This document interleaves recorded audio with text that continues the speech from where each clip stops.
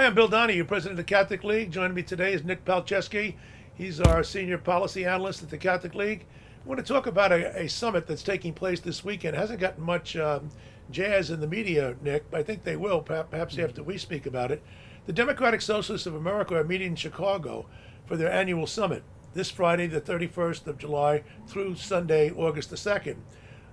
We know that they hate Jews. We know that they're pro-Palestine. We know they hate America. We know they hate the corporations and the like. As a matter of fact, people might say, well, maybe you're exaggerating, Bill. Oh, really?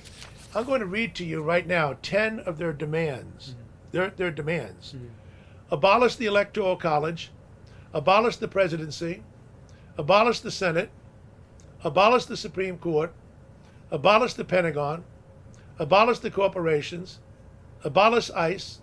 Abolish the priests, abolish the prisons, and abolish our borders. Now, that is really not a prescription for socialism. That even goes beyond communism. This is anarchism. And they're going to be talking about this weekend. I hope the press cover this. They deserve to. What do you think is going on here, Nick? What's just talk to me. How do you feel about what get inside their mind? Yeah, I mean, it's kind of hard to get inside their minds when they're going after all these different things, abolishing the Supreme Court, abolishing the presidency, the foundations of our government, our democracy. I think there's something really at hand here on the communism, socialism. I think it even goes beyond that. Anarchism. It does. And in fact, it's interesting. The people who were the socialists in this country in the 20th century, they weren't all America haters. As a matter of fact, they were against communism.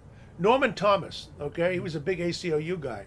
I wouldn't have voted for him. He ran on the Socialist Party 6 times for president. But he was a decent man. He hated communism. And he said to the people in the 1960s, the little brats who were burning the American flag, the college students, just like the bratty college students today, he said, you shouldn't burn the American flag, you ought to wash it. All right? They don't want to wash it. They want to tear it down. They want to do all this stuff. Now, in the post that we put up there today, Nick, tell us a little bit about who are the people most likely to join. Who are these people? Let's take a look at that kind of a demographic profile of the DSA members. It's interesting. Majority of them are white. They're well educated. They come from the upper class. They're not the working class. They're not the poor. They really are privileged, and yet they want to do all these policies that are abolishing things that bring up the lower and middle class and bring up the people in this country. Well, let me just punctuate that last point. You're right. The people who are the working class and the people at the bottom of the socioeconomic scale, they want to move up. They've got their heel in their face. They want to move them down. That's why they're against school choice, charter schools, and the like. They want to keep them down. But then the next question is, these are almost all white people. Almost all right? So they talk about diversity. We're the Latinos, we're the blacks, we're the Asians.